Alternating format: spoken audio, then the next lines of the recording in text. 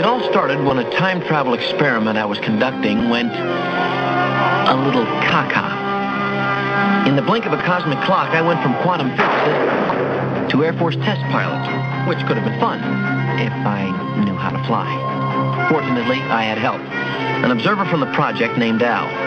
Unfortunately, Al's a hologram, so all he can lend is moral support. Anyway, here I am, bouncing around in time, putting things right that once went wrong, a sort of time-traveling Lone Ranger with Al as my Tonto. And I don't even need a mask. Oh, boy.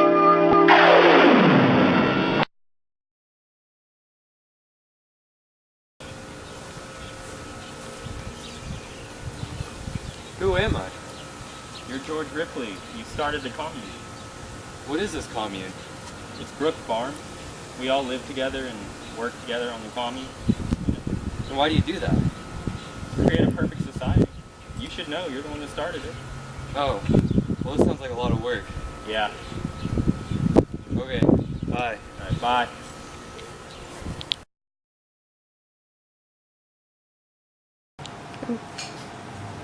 Who am I? You're Horace Mann, advocator of improved public schooling. Continue with your speech. Okay. Schooling is vital to our society, and all should be able to benefit from this.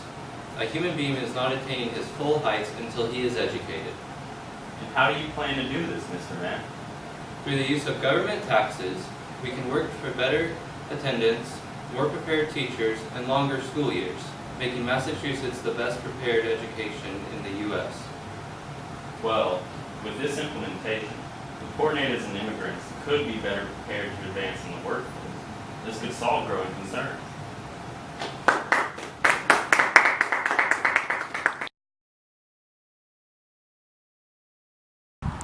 In this scene, Henry David Thoreau is visited by Ralph Emerson at his cabin on Walden Pond, where they discuss the reasons for Thoreau's experiment.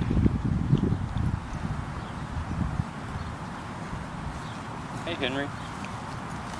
I just wanted to ask you, what's the inspiration for you doing all this? You know, writing your book and connecting with nature rather than society. Well, I came out here and built this cabin so I could be away from society and the evils brought on by it in religious and political groups, to focus on individual self-beings and write my book. Interesting. What are you going to do now? I'm going to continue to write my book, and then once I publish it, I'll come back.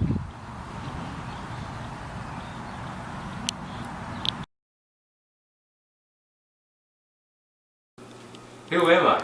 You're Timothy Dwight, a major figure in the Great Awakening. You're making a speech. The Bible is a window in this world through which we may look into eternity. Us Protestants must use this to better ourselves and connect with God.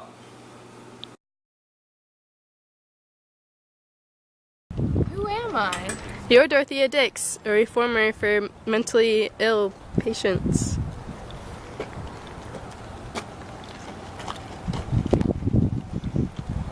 Stop. What are you guys doing? This man's insane. We're taking him to jail.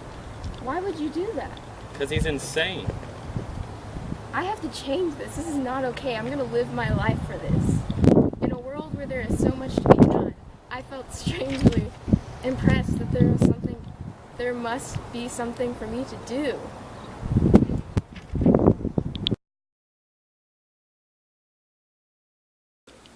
Wow, this is the Seneca Falls Convention, and this must be Elizabeth Stanton. How are we even supposed to write a declaration of sentiments if we don't even have an introduction? Do you have any ideas, Elizabeth? I have an idea. What about all men and women are created equal?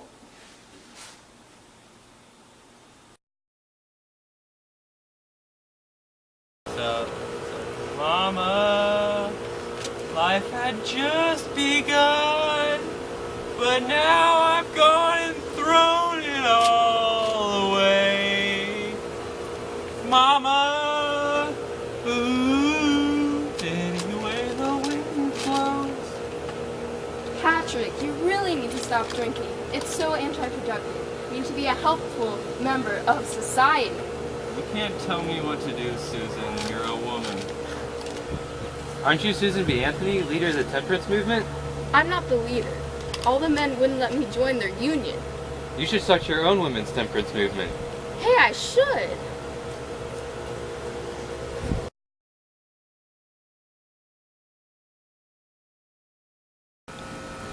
Who am I? You're George Bingham, famous painter in utopian societies. What am I painting? You're painting a picture called Raftsmen Playing Cards. You're famous for depicting common people in various positions. Okay.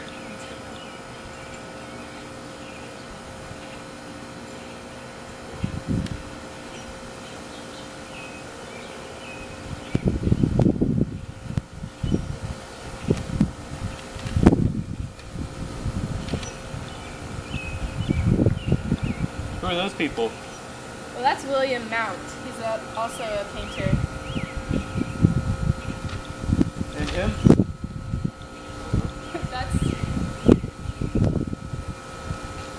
That's Thomas Cole. He's another painter. What about the third man? The other one is also Frederick Church. He's another painter. This is a field of painters.